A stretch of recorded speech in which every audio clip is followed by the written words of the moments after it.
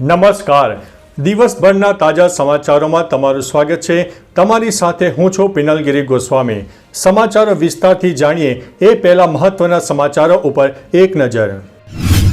નમસ્કાર મિત્રો. મહત્વની હેડલાઇન્સ ઉપર નજર નાખીએ તો પેટ્રોલ અને ડીઝલ ₹2 મોંઘા થઈ શકે છે. ત્યારે વાત થશે ડોનાલ્ડ ટ્રમ્પે શેર બજારની ધજિયા ઉડાવી છે તેવું રાહુલ ગાંધીએ જણાવ્યું છે. આગળ વાત થશે બિહારમાં રાહુલ ગાંધીની મોટી જાહેરાત. ત્યારે વાત થશે પેટ્રોલ ડીઝલના ભાવને લઈને સરકારની મોટી સ્પષ્ટતા સામે આવી છે. આગળ વાત થશે ઘરેલું LPG સિલિન્ડર પણ મોંઘા થયા છે. ત્યારે વાત થશે ગુજરાતમાં નશાબંધીનો કાયદો ફક્ત કાગળ ઉપર જોવા મળ્યો છે તેવું અમિત ચાવડાએ જણાવ્યું છે. ત્યારે વાત થશે આરોગ્ય કર્મચારીઓની હડતાલ અંતે સમેટાઈ ગઈ છે. આગળ વાત થશે ગરમીને લઈને મોટી આગાહી વ્યક્ત કરવામાં આવી છે. ત્યારે વાત થશે આસારામને ફરીથી એકવાર વચગાળાના જામીન મળ્યા છે. આગળ વાત થશે પાણીપુરી ખાવાના શોખીનો સાવધાન થઈ જાઓ. ત્યારે વાત થશે ગીરના રોપવે સેવા બંધ કરવામાં આવી છે. આગળ વાત થશે સગીરાના દુષ્કર્મ કેસમાં આરોપીને 20 વર્ષની સખત કેદની સજા ફટકારવામાં આવી છે. હવે મિત્રો સમાચારો વિસ્તારથી. નવસારીની સ્પેશિયલ પોક્સો કોર્ટે સગીરાના દુષ્કર્મ કેસમાં આરોપીને 20 વર્ષની કેદની સજા ફટકારી છે. આરોપીએ સગીરાને ઇન્સ્ટાગ્રામથી પ્રેમજાળમાં ફસાવી અને બંને વચ્ચે તકલીફો પણ ઊભી થઈ. આરોપીએ ફોટા દ્વારા સગીરાની માસીને મોકલ્યા હતા. બિલીમોરા પોલીસ સ્ટેશનમાં પીડિતાની માતાએ ફરિયાદ નોંધાવી. આ ઉપરાંત કોર્ટે પીડિતાને 4 લાખનું વળતર આપવાનો પણ આદેશ કર્યો છે. મિત્રો, અન્ય મહત્વના સમાચારની વાત કરીએ તો જૂનાગઢમાં ફરીથી રોપવે બંધ કરવામાં આવી. ગિરનાર પર્વત પર જવા માટે હાલ લોકો રોપવેની સુવિધા નહીં મળે કેમ કે ગિરનાર પર્વત પર હાલ રોપવે સેવા બંધ કરવામાં આવી છે. આનું કારણ ઝડપથી પવન ફૂંકાઈ રહ્યો છે, જેના કારણે રોપવેને સલામતી માટે બંધ કરાયો છે. ગિરનાર પર જ્યારે પવનની ગતિ સામાન્ય થાય છે ત્યારે રોપવે ફરીથી શરૂ કરવામાં આવે છે. રોપવે ઓથોરિટી દ્વારા આ નિર્ણય લેવામાં આવ્યો હતો. મિત્રો, અન્ય મહત્વના સમાચારની વાત કરીએ તો પાણીપુરી ખાવાના શોખીનો સાવધાન થઈ જાઓ. પાણીપુરી ખાવાના શોખીનો તમારા માટે જાણવા જેવા સમાચાર છે. આરોગ્ય વિભાગે સુરતના પાંડેસરા વિસ્તાર અને ગોવાલકમાં પાણીપુરીની લારીઓ પર દરોડા પાડ્યા હતા. આ ઉપરાંત પાલિકા આરોગ્ય વિભાગની ટીમે માર્ગો ઉપર ખુલ્લેઆમ વેચાણ થતા ખાદ્ય પદાર્થોની દુકાન અને લારીઓ પર વિશાળ ચેકિંગ હાથ ધર્યું. લોકોના સ્વાસ્થ્ય ઉપર છેડા કરનાર પાણીપુરી વિક્રેતા સામે વિભાગ દ્વારા પગલાં લેતા નોટિસ આપીને દંડ ફટકારવામાં આવ્યો હતો. મિત્રો, અન્ય મહત્વના સમાચારની વાત કરીએ તો આસારામને ફરી એકવાર વચગાળાના જામીન મળ્યા છે. બળાત્કારના કેસમાં આજીવન કેદની સજા કાપી રહેલા આસારામને ફરી એકવાર વચગાળાના જામીન મળ્યા છે. કોર્ટે તેમના વચગાળાના જામીન 1 જુલાઈ સુધી લંબાવ્યા છે. ઉલ્લેખનીય છે કે આસારામ 14 જાન્યુઆરીથી 31 માર્ચ સુધીના વચગાળા જામીન પર હતા. આ સમયગાળો પૂરો થયા પછી 1 એપ્રિલે આસારામે સરેન્ડર કરી દીધું હતું. હાઈકોર્ટે આસારામને સુપ્રીમ કોર્ટ દ્વારા જારી કરાયેલી શરતોનું પાલન કરવા જણાવ્યું છે. મિત્રો, અન્ય મહત્વના સમાચારની વાત કરીએ તો ગરમીને લઈને મોટી આગાહી. ગુજરાતમાં હાલ તો વિવિધ વિસ્તારમાં જોરદાર ગરમી પડી રહી છે. રાજ્યમાં હજી પણ લોકોએ ગરમીથી શેકાવવું પડશે. ત્યારે હવામાન વિભાગે મોટી આગાહી કરી છે. અમદાવાદ હવામાન વિભાગે જણાવ્યું છે કે રાજ્યમાં હજી પણ કાળઝાળ ગરમી પડશે તેવી શક્યતા છે. બીજી તરફ કચ્છમાં સિવિયર હીટવેવની આગાહી પણ છે.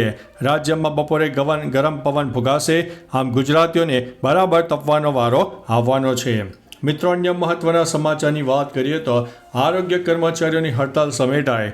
ગાંધીનગરમાં 17 માર્ચથી ચાલી રહેલી આરોગ્ય કર્મચારીઓની અચોક્કસ મુદતની હડતાલ ગઈકાલે સમેટાઈ ગઈ છે. મહાસંઘે તમામ કર્મચારીઓને તાત્કાલિક નોકરી પર પરત ફરવા આદેશ આપ્યો છે.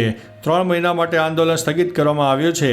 મહાસંઘના પ્રમુખ રણજીતસિંહ મોરીએ જણાવ્યું છે કે 33 જિલ્લાના પ્રમુખ, મહામંત્રી અને મુખ્ય કન્વીનરની સંયુક્ત કારોબારી મિટિંગમાં આ નિર્ણય લેવામાં આવ્યો છે.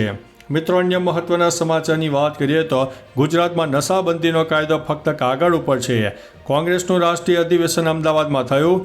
ગુજરાત કોંગ્રેસના વિપક્ષના નેતા અમિત ચાવડાએ પત્રકાર પરિષદ કરીને કહ્યું કે ગાંધીજીના વિચારોનું ઉલટું શાસન ચાલે છે.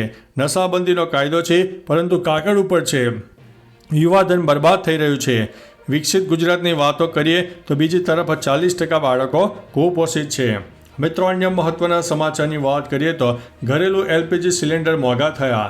ઘરેલું LPG સિલિન્ડરના ભાવમાં વધારો કરવામાં આવ્યો.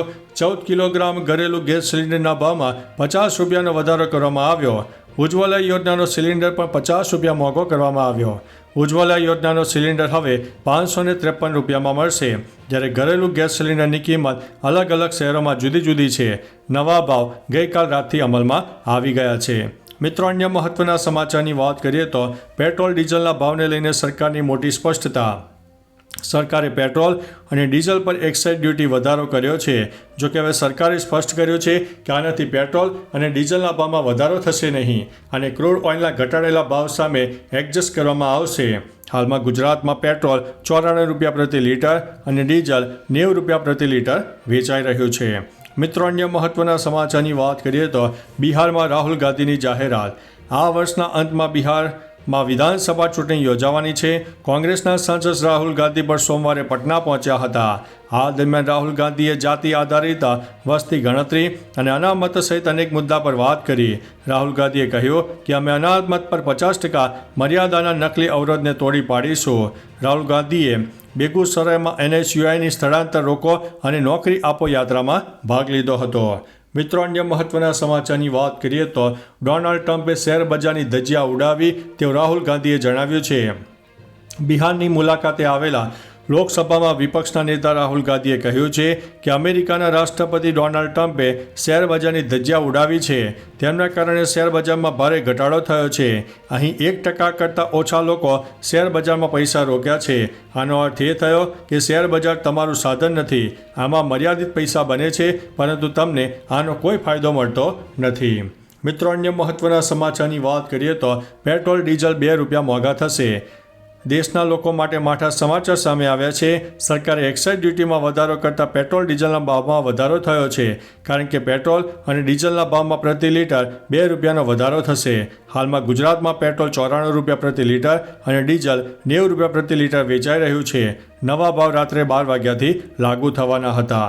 તો ચાલો મિત્રો, ફરીથી દેશ અને દુનિયાના સુપરફાસ્ટ સમાચાર લઈને મળતા રહીશો. ત્યાં સુધી અમને રજા આપશો. નમસ્તે.